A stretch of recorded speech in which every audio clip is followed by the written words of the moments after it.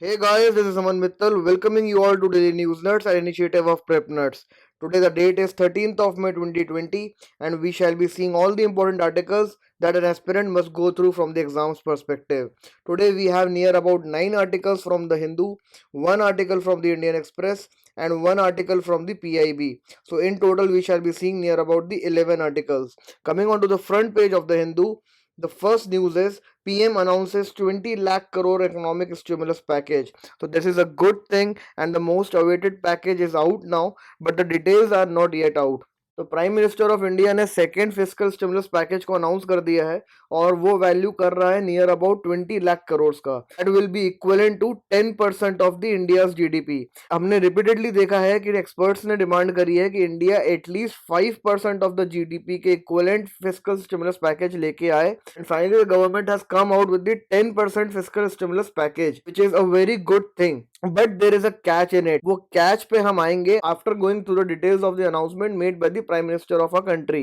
Some of the major announcements were that the India has ramped up its capacity to produce the protective protection equipments. That India जो कि PPE manufacture नहीं कर रहा था जब lockdown India में हुआ था, वो आज near about 2 lakh kits per day manufacture कर रहा है. Second is the mention of self reliance. तो ये एक इंडिकेशन आ रहा है इंडिया की नई इकोनॉमिक पॉलिसी की तरफ which will move towards the self reliance. That is कि इंडिया अब इंपोर्ट्स पे रिलाई नहीं करेगा बल्कि कोशिश करेगा कि अपना खुद का मैन्युफैक्चरिंग बेस डेवलप करे so as to cater not only the domestic needs but also the global needs. So there is a very good keyword out here, that is the self reliance will not be exclusionary nor will it be isolationist in nature. So these are few of the things that you must take note of. And now coming to the catch कि इस fiscal stimulus package के पीछे catch क्या है. So the catch is that this 20 lakh crore will also include the first fiscal package which was of about 1.7 trillion rupees, and along with it it shall also include all the measures taken by the RBI till now. इसका मतलब RBI ने जो भी measures लिए हैं liquidity transmission से related, whether be it with regards to the OMO, that is the open market operations, ways and means advances, वो सारी चीजें इसमें included हैं. तो according to experts अगर RBI के measures इसमें include कर लिए जाएंगे तो that will be near about 8 trillion rupees. तो जो effective package बचता है तो that will be near about 12 trillion rupees only. और अगर RBI के in future measures भी इसमें include कर लिए जाते हैं तो ये 12 ट्रिलियन से भी गिर के और नीचे आ जाएगा.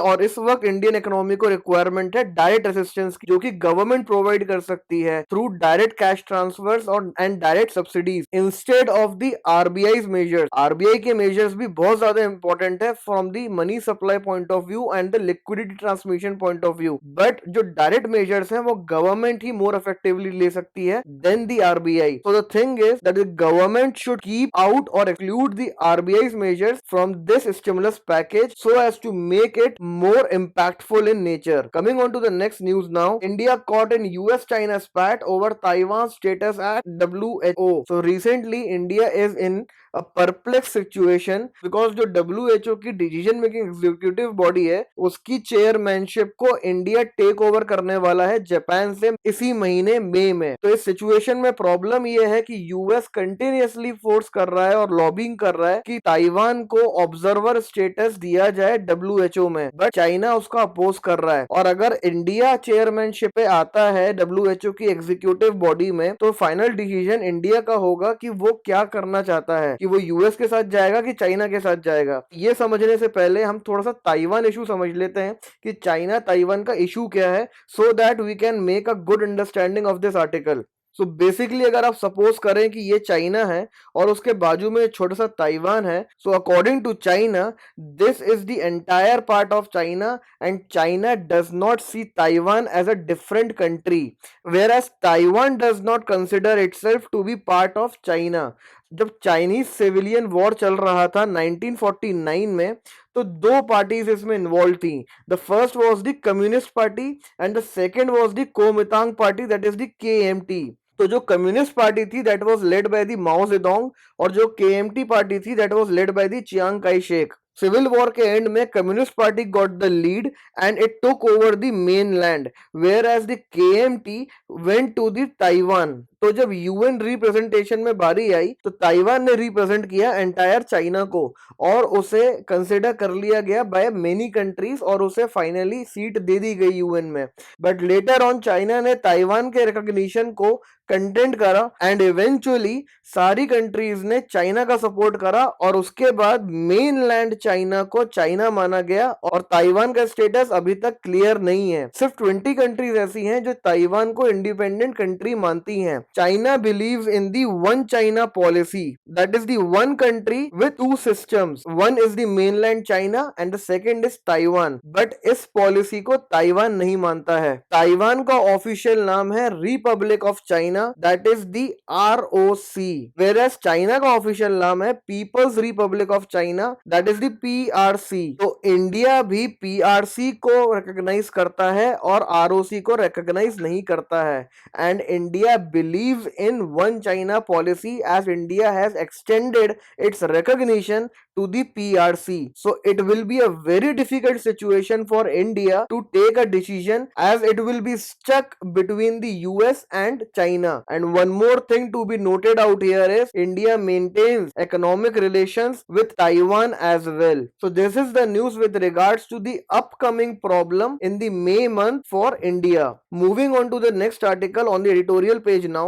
Getting cash transfers out of JAM. तो इस आर्टिकल में से हम बस 2-3 पॉइंट्स ही एक्सट्रैक्ट करेंगे and this article is with respect to the government's decision जो फिस्कल स्टिमुलस पैकेज 1 में लिया गया था, दैट इज द प्रधानमंत्री गरीब कल्याण योजना और पैकेज, जिसमें यह कहा गया था कि कैश ट्रांसफर्स किया जाएगा विमेन जन धन अकाउंट्स में। तो उस डिसीजन को इस आर्टिकल में क्रिटिसाइज किया गया है और जो क्रिटिसिज्म के कुछ पॉइंट्स हैं वो हम ब्रीफली देख लेते हैं। The first point is that the article says in place of Jan Dhan accounts, you make use of Narega job cards because they are more representative of the rural economy and the people out there। और वो बहुत ज्यादा transparent है, उसमें inclusion और exclusion errors नहीं देखने को मिलेंगे जो आपको जनधन अकाउंट के कारण देखने को मिलेंगे। हमने एक स्टडी भी रिसेंटली देखी थी जिसने ये फाइंड आउट किया था कि जितने कैश ट्रांसफर्स हुए हैं अभी तक after the announcement of that package, only 30% of the amount has been withdrawn by the beneficiaries. तो 2/3 अमाउंट जो है वो या तो पहुंचा नहीं है या अभी तक आइडल पड़ा है अकाउंट्स में और लोगों ने उसका यूज अभी तक नहीं करा है। तो इस आर्टिकल में ये कहा जा रहा है कि पहली चीज आप नरेगा जॉब कार्ड्स को यूज करो। सेकंड, लार्ज एक्सक्लूजन एरर्स होते हैं जनधन अकाउंट में। एक्सक्लूजन एरर्स से ये मतलब है कि ऐसी बहुत सारी औरतें हैं जिनका जनधन अकाउंट्स नहीं है, तो उन तक ये कैश ट्रांसफर स्कीम नहीं पहुंच और वो उसका बेनिफिट नहीं ले पाएंगे। The third point is about the inclusion errors, जिसमें ये कहा जा रहा है कि जब जनधन अकाउंट की स्कीम निकली थी वे बैक इन 2014 एंड 15, तो बैंक्स ने अपने टारगेट्स को मीट करने के लिए बहुत ज्यादा स्केल पे अकाउंट्स खोल दिए थे।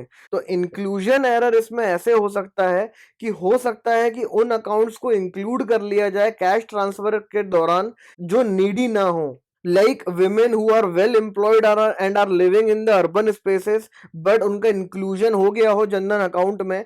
और इस टाइप के जो केसेस हैं वो बहुत ज्यादा उसमें हो सकते हैं। यहाँ पे एग्जांपल दिया है कि जिन्होंने आर्टिकल लिखा है उन्हीं की टीम में से किसी एक के पास मैसेज आ गया था कि 500 रुपए क्रेडिट हो गए हैं under the fiscal stimulus package. So to avoid these kind of errors, the article emphasizes upon using the Narega job cards in place of the Jan Dhan accounts. Moving on to the next article now. Indelicate imbalance. कल हमने देखा था कि Jammu and Kashmir के regarding Supreme Court ने committee form करी है under the union home secretary to find out the necessity for the extension of the internet curbs in the region. तो सुप्रीम कोर्ट के उस डिसीजन का और उसके एटीट्यूड का इस पर क्रिटिसिज्म किया गया है। जम्मू एंड कश्मीर 1 साल से कर्ब्स फेस कर रहा है और अभी तक सुप्रीम कोर्ट ने कोई डिसीजन नहीं लिया है उसके रिगार्डिंग, जबकि सुप्रीम कोर्ट ये एक्नॉलेज कर चुका है कि इंटरनेट एक्सेस फंडामेंटल राइट है। Point number 1। Point number 2, internet का रेस्टोरेशन बहुत ज्यादा इंपॉर्टेंट है पूरे इलाके में। Point number 3, that the imposition of such a decision was the abdication of responsibility, मतलब एग्जीक्यूटिव ने अपनी रिस्पॉन्सिबिलिटी से भागते हुए वो डिसीजन लिया और इसका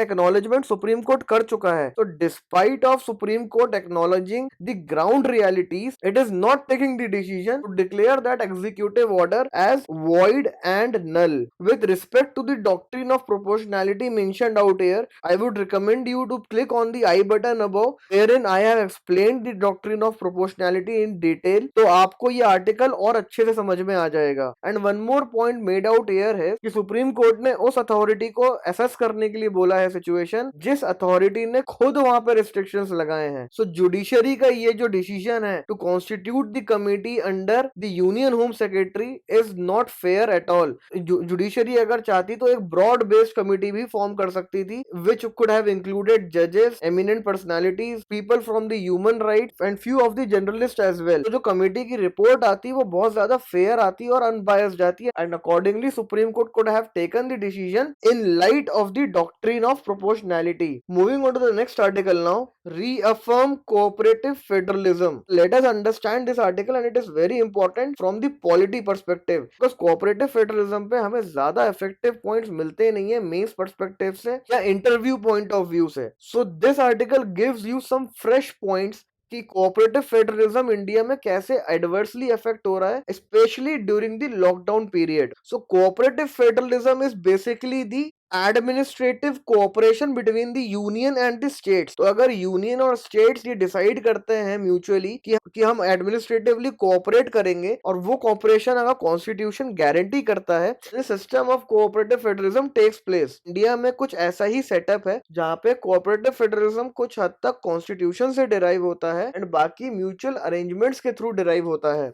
but in the lockdown period it has been seen कि कोऑपरेटिव फेडरलिज्म को रिस्पेक्ट नहीं किया गया है। और यहाँ पे जो एग्जाम्पल कोट किया है पहला, that is with respect to the zone classifications. जो रिसेंटली गवर्नमेंट ने मैपिंग करी है डिस्ट्रिक्ट्स की on the basis of colour codes, that is green, red and yellow. तो यहाँ पे कोऑपरेटिव फेडरलिज्म को रिस्पेक्ट नहीं दी गई because states were not taken into account and by doing so in a unilateral manner centre in a way has definitely eroded the autonomy of the states. तो ये decision अगर states के साथ मिलकर लिया जाता, स्टेट्स को कॉन्फिडेंस में रख के लिया जाता, तो शायद और बेटर मैपिंग हो सकती थी। बिकॉज यहाँ पे सजेशंस ये भी आए हैं कि जरूरत नहीं थी पूरी डिस्ट्रिक्ट को कोड करने की। You could have coded the particular area in a district because जरूरी नहीं है कि पूरी डिस्ट्रिक्ट ही अफेक्ट हो। डिस्ट्रिक्ट के कुछ पर्टिकुलर पार्ट्स अफेक्टेड हैं जिनको कंटेन करना जरूरी है, ना कि पूरी डिस्ट्रिक्ट को। These kind of measures could have come out if talks had taken place between the centre and the state. Second is with regards to the disaster management act of 2005। Disaster management of act 2005 के through ही lockdown को implement किया जा रहा है and this is being used by the centre. इस act में एक प्रोविजन है जो कि ये कहता है कि नेशनल प्लान का क्रिएशन होना चाहिए। Section 11 of this act, national plan actually is a set of guidelines जो कि बाइंडिंग होती है नेचर में, जो सेंटर इशू करेगा और स्टेट्स को मानना पड़ेगा। बट इस नेशनल प्लान के पीछे एक कंडीशन है जो अगेन इसी एक्ट से आती है, that is section 11(2) of this act, जो ये बोलता है कि नेशनल प्लान बनाते वक्त स्टेट्स का कंसल्टेशन कंपलसरी है, जो सेंटर ने नहीं किया। सेंटर ने जो भी डिसीजन लिए हैं पूरे लॉकडाउन में वो टॉप डाउन है and they are without taking states into their consideration और विदाउट कंसल्टिंग दी स्टेट्स। और साथ में उन सारे डिसीजंस के साथ एक कंडीशन ये अटैच करी गई है कि जो भी रिस्ट्रिक्शंस लगाए जा रहे हैं वो स्टेट्स रिड्यूस नहीं कर सकते हैं, चाहे तो बढ़ा सकते हैं। So this has definitely eroded the state's autonomy and their legitimate space within the federal political setup of our country derived from the Constitution of India. Third जो इसमें mentioned है that is about the PM Cares Fund. Again ऊपर आप आई button को click कर सकते हैं to know each and everything about the PM Cares Fund.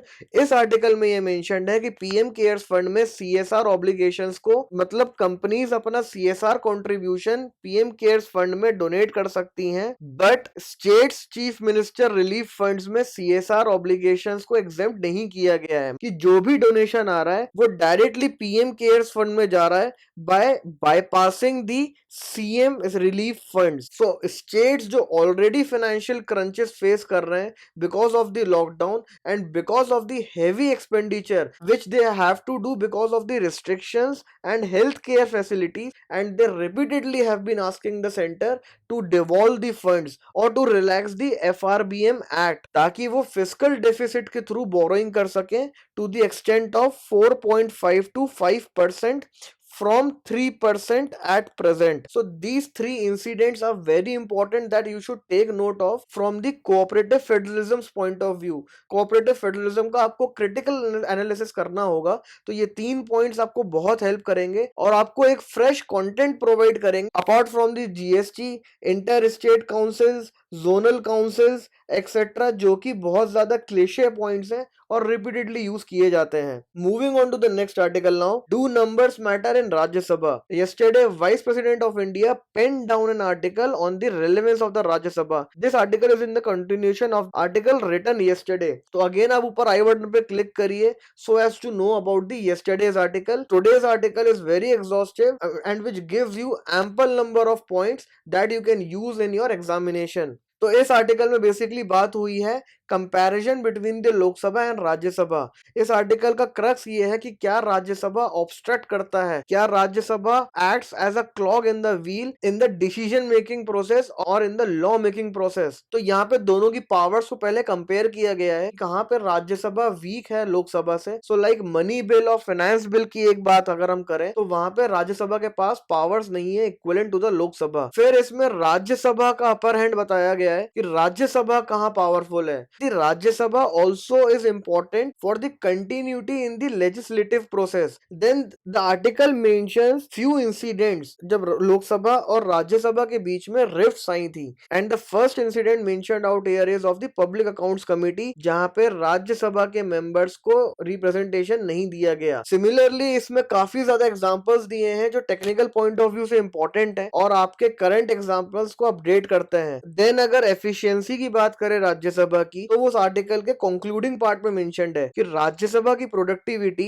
1997 तक 100% हुआ करती थी, लेकिन after 1997 productivity of Rajya Sabha has been on decline और वो 61% हो गई है 2015 से लेके 2019 के बीच में. सो इस आर्टिकल को आप कल वाले आर्टिकल के साथ क्लब करके पढ़िएगा. Try to take some of the data and examples as well from both of these articles because they definitely will give you a different perspective. Moving on to the next article now. Parliamentary panel questions dilution of labor laws. तो ये भी हम पिछले कुछ दिनों से देख रहे हैं कि स्टेट गवर्नमेंट्स लेबर लॉस को एग्जेम्प्ट कर रही हैं so as to incentivize the economic activity within their state. तो finally the Parliamentary Committee on Labor उसने स्टेट गवर्नमेंट से एक्सप्लेनेशन मांगा है कि आपने ये जो डिसीजन लिया है आप उसको एक्सप्लेन करो हमको. बिकॉज पार्लियामेंट्री कमेटी और लेबर का ये मानना है कि ऐसे डिसीजंस बिना लेजिस्लेटिव सैंक्शन के नहीं लिए जा सकते. ये आप एग्जीक्यूटिव ऑर्डर के थ्रू या ऑर्डिनेंस के थ्रू बाईपास नहीं कर सकते हो लेजिस्लेटिव पावर को. And it has also brought into light the union government's efforts in codifying the labour laws. तो जो लेबर लॉज को रैशनलाइज और कोडिफाई कर रही है यूनियन गवर्नमेंट पिछले कुछ सालों से, जहां पे 44 लेबर लॉज को सिर्फ 4 कोड्स में कोडिफाई करने की कोशिश करी जा रही है, जिसमें से पहला कोड पास भी हो चुका है, 3 कोड्स लोकसभा में भी पेंडिंग है. तो ऐसी सिचुएशन में जब लेबर लॉज स्टेट्स एग्जेम्प्ट करने लगेंगी, बिकॉज जो लेबर लॉज हैं वो कॉन्करेंट लिस्ट में आते हैं, तो इसमें स्टेट और सेंटर दोनों को सेम पेज पे होना बहुत जरूरी है, तभी इनका इफेक्टिव इंप्लीमेंटेशन हो सकता है. अगर स्टेट्स अलग डायरेक्शन में जाने की कोशिश करेंगे तो सेंटर अकेले लेबर लॉज नहीं इंप्लीमेंट कर सकती, ना फॉर्मुलेट कर सकती है. So it is necessary for both of them, that is centre and state, to come on to a common agreement, take into considerations of the needs and necessities of the migrant, international dictates such as that of ILO, and also the philosophy of the Indian Constitution mentioned in the preamble, along with the right mentioned under Article 23 of the Indian Constitution. Coming on to the next article now. India may miss nutrition targets. मैं ये suggest करूंगा कि आप अपनी wisdom use करते हुए data इसमें से सेलेक्ट करें, और मेरा रिकमेंडेशन ये है कि data with respect to stunting mentioned out here must be picked up, because stunting पे बहुत ज्यादा फोकस किया गया है इस आर्टिकल में. स्टंटिंग से रिलेटेड इंडिया में भी बहुत ज्यादा प्रॉब्लम्स देखी गई हैं. So according to this article, global nutrition report 2020 ने ये कहा है कि इंडिया न्यूट्रिशन टारगेट्स मिस कर देगी by 2025. Nutrition targets world health assembly ने 2012 में डिफाइन किए थे, and they were related to the maternal, infant and young child nutrition. तो काफी ज्यादा ज्यादा टारगेट्स डिसाइड हुए थे, लाइक स्टंटिंग को 40% कम करना है, एनीमिया जो विमेन में होता है वो 50% कम करना है, लो बर्थ वेट कम करना है, overweight, breast feeding, childhood wasting. So related to all these things कुछ टारगेट्स बनाए गए थे। वो इस रिपोर्ट का कहना है कि इंडिया मिस कर देगा 2025 तक।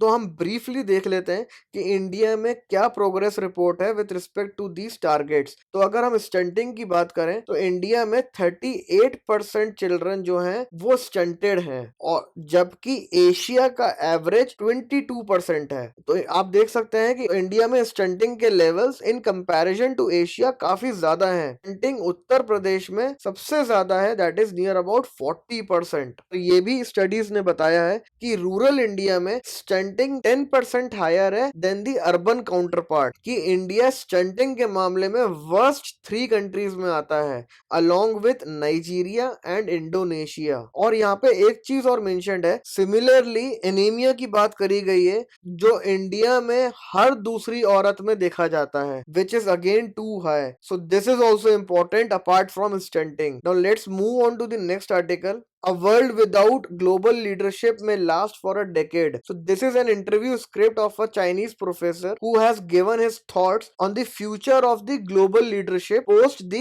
coronavirus pandemic. So he says कि चाइना और यूएस आपस में कॉन्फ्लिक्ट करते रहेंगे और ग्लोबल लेवल पे एक वैक्यूम क्रिएट होगा लीडरशिप का। जो अभी से देखने को मिला है कि यूएस ने आइसोलेट करना स्टार्ट कर दिया है खुद को, और वो ग्लोबल लीडरशिप के रोल्स अब अज्यूम करने में इंटरेस्टेड नहीं है। साथ ही में चाइना जो है वो हमने देखा था पिछले कुछ दिनों में कि उसको रेपुटेशनल डैमेज से रिलेटेड लॉसेस हुए हैं, और इसीलिए लीडरशिप का रोल वो चाह के भी अज्यूम इतनी जल्दी नहीं कर सकता। सो वो जो वैक्यूम क्रिएट हुआ है वो according to this professor will last for more about a decade. ये दोनों सुपर पावर आपस में ही कॉन्फ्लिक्ट में लगी रहेंगी, with China getting an advantage और एन एज, बिकॉज चाइना ने बाकी कंट्री से कंपैरिजन में कोरोना वायरस बहुत इफेक्टिवली डील करा है and it has come out of that situation successfully. Second is China ने डब्ल्यूएचओ को सपोर्ट करा है, जबकि यूएस ने डब्ल्यूएचओ को सपोर्ट नहीं करा है एंड क्रिटिसाइज करा है उल्टा। तो चाइना अपनी जो रेपुटेशनल डैमेज को रिक्रिएट करने की कोशिश कर रहा है, उसका मेक ओवर देने की कोशिश कर रहा है।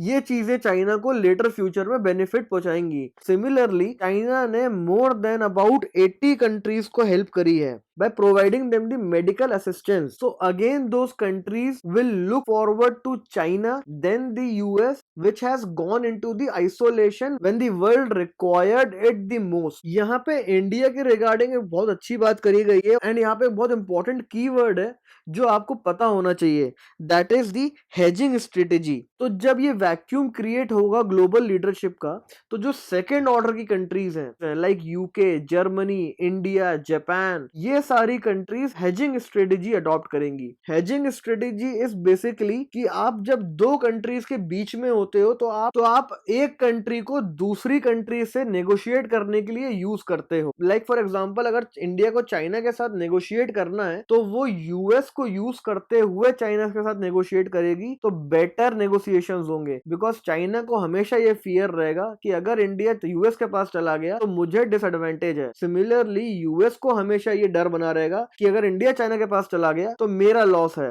तो this is the hedging strategy wherein the country in the middle will try to hedge one country against the other country and vice versa. तो जो एडवांटेज मिलता है वो मिडिल कंट्रीज को बहुत ज्यादा मिलता है by using this hedging strategy, and this keyword is the reason कि आज ये आर्टिकल हम लोगों ने आपके लिए सेलेक्ट करा है। So moving on further now, GI tag for Sohrai Khovar painting and Telia Rumal. तो अभी हमने रिसेंटली देखा था कि गोरखपुर के टेराकोटा क्राफ्ट को और मणिपुर के ब्लैक राइस को, जिसको चक हाउ भी बोलते हैं, इन दोनों प्रोडक्ट्स को जीआई टैग मिला था।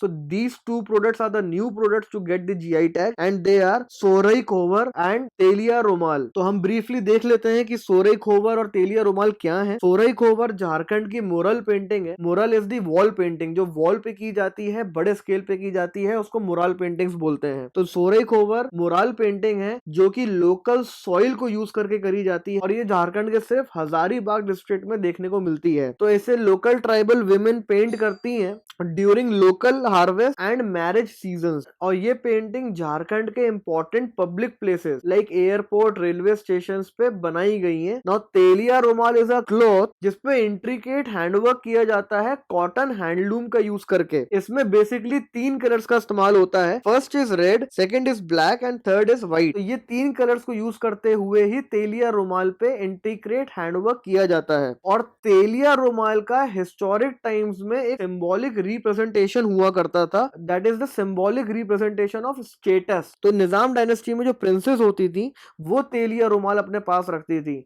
सिमिलरली जो अरब्स होते थे वो तेलिया रुमाल को अपने टर्बन के क्लॉथ में यूज किया करते थे। सो तेलिया रुमाल को काफी ज्यादा पैटर्नाइज किया है रिच लोगों ने, रॉयल लोगों ने, and it has been symbolised as a royal art work. So this is an important update from the prelims point of view. Now moving on to the article of the Indian Express, Aarogya Setu, who all can access your data and when। Recently government ने data protocol release करा आरोग्य सेतु से related. Aarogya Setu से related काफी ज्यादा criticism चल रहा था news में कि उसके पास कोई लेजिस्लेटिव बैकिंग नहीं है, उसके जो प्राइवेसी का टर्म्स एंड कंडीशंस है वो बहुत ज्यादा वेग और ब्रॉड है, इंडिया में कोई डेटा प्रोटेक्शन लॉ नहीं है। सो फाइनली गवर्नमेंट ने डेटा शेयरिंग प्रोटोकॉल रिलीज करा जिसमें लिस्ट आउट करा कि ये डेटा कैसे यूज होगा, ये डेटा कब तक रहेगा और इन्हें कौन कौन सी अथॉरिटीज यूज कर सकती हैं। तो इस आर्टिकल में बेसिकली वो डेटा शेयरिंग प्रोटोकॉल की डिटेल्स समझाई गई हैं। आरोग्य सेतु कैसा डेटा कलेक्ट करता है वो यहाँ पे मेंशन्ड है। तो आरोग्य सेतु 4 टाइप का डेटा कलेक्ट करता है, demographic data, self assessment data and location data. और ये चारों डेटा को कलेक्टिवली बोला जाता है रिस्पॉन्स डेटा। ऐप का डेवलपर है national informatics centre, that is the NIC, और यही सारा डेटा शेयर करेगा to the concerned authorities and the departments. मतलब ये बात साफ है कि जो भी डेटा कलेक्ट हो रहा है वो साथ ही में it can also be shared for the research purposes. तो एजुकेशनल इंस्टीट्यूशंस के साथ भी ये डेटा शेयर किया जा सकता है। और इसमें ये भी मेंशन्ड है कि एजुकेशनल इंस्टीट्यूशंस फर्दर इस डेटा को ट्रांसफर कर सकते हैं या शेयर कर सकते हैं टू एनी अदर इंस्टीट्यूशन जहां पे उन्हें रिसर्च पर्पस के लिए यूज करना हो। एक इंपॉर्टेंट चीज जो यहाँ पे मेंशन्ड है about the data sharing is कि data sharing de identified form में होनी चाहिए। सो डी आइडेंटिफाइड फॉर्म क्या होता है, उसमें पर्सनल आइडेंटिटी आपकी खत्म कर दी जाती है। मतलब अगर वो डेटा शेयर होता है तो वो डेटा को देख के कोई ये नहीं बोल सकता कि ये डेटा किसका है। उसमें सिर्फ वही इंफॉर्मेशन रखी जाएगी जिससे ये देख के पता ना लगाया जा सके कि ये डेटा किसका है। सो this is a good thing कि अगर आपको डेटा यूज भी करना है तो वो किसी को हार्म ना करे, इसीलिए उसमें से आइडेंटिटी हटा दो और आइडेंटिटी की जगह उस पे एक रैंडमली जनरेटेड आईडी आ जाएगी, मतलब एक कोड आ जाएगा। तो वो डेटा एक नंबर से जाना जाएगा, ना कि किसी पर्सन की पहचान से। नेक्स्ट चीज जो शेयरिंग डेटा प्रोटोकॉल में मेंशन्ड है, जो हमने कल भी देखा था कि फाइनली गवर्नमेंट ने इसमें सनसेट क्लॉज मेंशन कर दिया है and that is of 180 days. मतलब कोई भी डेटा जो कलेक्ट हो रहा है उसकी एक्सपायरी डेट मेंशन्ड है now, then that is of 180 days. वो 180 डेज बाद ऑटोमेटिकली डिलीट हो जाएगा अनटिल अनलेस सिचुएशन और ज्यादा एक्सटेंड होती है और डेटा की रिक्वायरमेंट होती है। तो अगेन कुछ क्रिटिसिज्म आए हैं इस डेटा शेयरिंग प्रोटोकॉल से related. Such criticisms are with respect to the third party sharing, कि थर्ड पार्टी शेयरिंग से रिलेटेड बेटर होता कि अगर गवर्नमेंट ने थर्ड पार्टी एजेंसीज को लिस्ट आउट कर दिया होता कि हम सिर्फ इनके साथ शेयरिंग करेंगे। अभी आपने सिर्फ मेंशन कर दिया है थर्ड पार्टी, तो थर्ड पार्टी में तो बहुत सारी चीजें आती हैं, तो डेटा आप किसी को भी दे सकते हो या कोई भी डेटा का यूज कर सकता है। सेकंड क्रिटिसिज्म है डी आइडेंटिफाइड फॉर्म पे, क्योंकि इसमें यह बोला गया है कि डी आइडेंटिटी फॉर्म पे आपको और डिटेल्स मेंशन करनी चाहिए थी, क्योंकि हो सकता है कि आप जो डेटा आगे प्रोवाइड करो लेकिन अगर आपने उसमें से कुछ क्रूशियल आइडेंटिटीज नहीं हटाई तो रिवर्स डी आइडेंटिफिकेशन प्रोसेस हो सकता है और उस पर्सन के बारे में जाना जा सकता है। Then the third criticism is again of the data protection law, कि ये सब तो ठीक है but the important thing is data protection law लाना बहुत जरूरी है इंडिया में, और लेजिस्लेटिव बैकिंग आरोग्य सेतु को दिए बिना आरोग्य सेतु का इस लेवल पे रन करना is not a good thing from the legal perspective. Now moving on to the last article from the PIB today, ministry of MSME launches champions portal. तो champions portal is kind of a one stop solution जो कि grievances handle करेगा, hand holding support देगा और साथ ही में MSMEs को encourage भी करेगा। तो ये एक पोर्टल है जो अपने आप में काफी ज्यादा कॉम्प्रिहेंसिव है and it is a system which is driven through control room cum management kind of a approach. So this is a new measure taken by the government to boost the MSME sector and this measure is technologically driven. तो ये major आपको पता होना चाहिए, इसकी ज्यादा details आपको नहीं पता होंगी तो भी चलेगा, बट आपको ये पता होना चाहिए कि चैंपियंस पोर्टल एमएसएमई से रिलेटेड है और ये वन स्टॉप सॉल्यूशन का काम करता है and it is technologically driven. So with this guys we wrap up the daily news nuts of the day. We expect you to post your comments, queries, suggestions in the comment section below. Look out for the videos in the Cracked Nuts initiative of PrepNuts. Keep learning, guys. Thank you.